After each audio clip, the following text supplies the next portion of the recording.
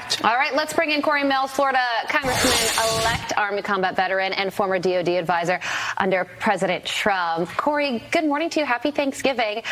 So DHS says lawmakers can do better than point the finger at someone else for the problems at the southern border. They're also calling McCarthy's plan to hold hearings at the border a stunt. What say you to that? Well, I think it's funny that at any point in time, they're trying to say that holding people accountable and having people do their job is somehow a stunt.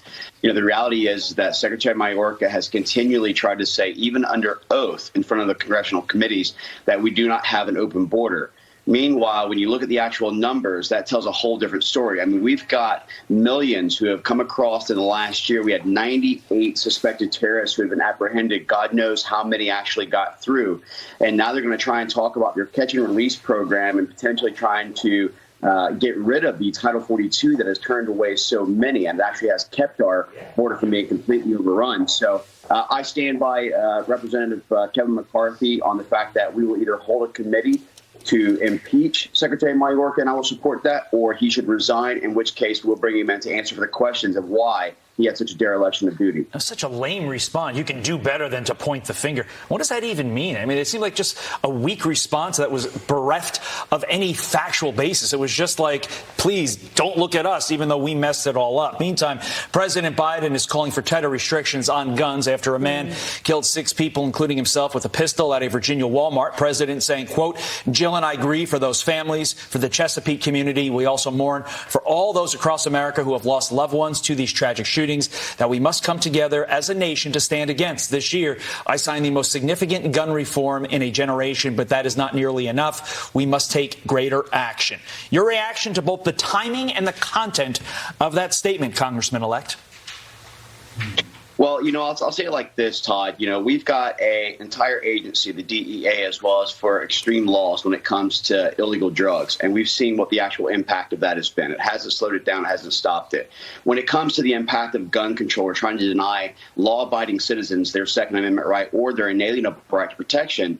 I think that it's a fool and error. So my whole point is that instead of looking at the real root cause, which is things like mental illness and trying to get better mental health programs in place, instead of looking at things like, you know, why criminals are committing the things in blue states more than they are in red states and how that's actually impacting, instead of airing how many people actually stop assailants and stop criminal activities as a result of being lawful gun owners, they want to continue to try and vilify the actual gun or the weapon itself.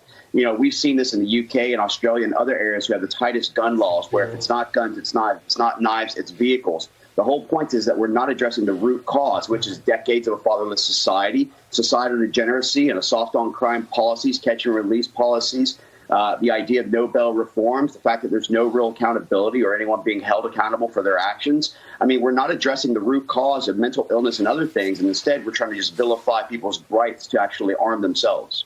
Cory, I'm sure you have a whole lot, but tell us what you're thankful for this Thanksgiving.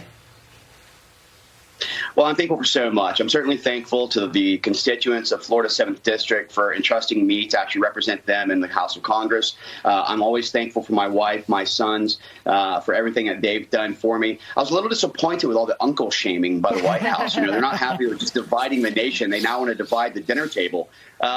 But I think I'm a pretty cool uncle, actually. But no, I'm just so thankful to the men and women in blue who continue to serve and keep our streets safe, our men and women in military who are continuing to be ready to fight, to defend our constitutional rights. We live in the greatest nation on earth. There's so much to be thankful for. And a special thank you to Senator Elizabeth Warren, because she is 1 in 1,024th Native American, after all.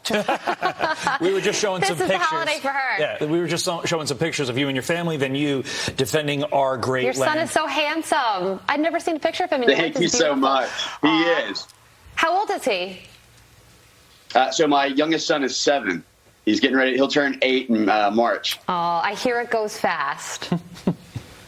It does. Enjoy that the baby phase, because that goes quick. You're holding him in your arms 1 minute, the next minute you can barely pick him up. I know, right? Yeah. One of my coworkers, Todd knows him too, Jared Max, he texted me yesterday. He said, this is going to be your last Thanksgiving without your little boy.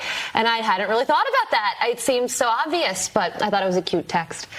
It's all about family today, Cory. So we're so thankful to see pictures of yours and celebrate a little sliver of Thanksgiving and with you. We are thankful that you helped defend our great nation. We got to say that every time you're on because it is so important that we never forget. Cory Mills, thank you, sir. Thank you. Happy Have a great Turkey day Day. with your Carly, family. thank you. Absolutely. All right, turning now.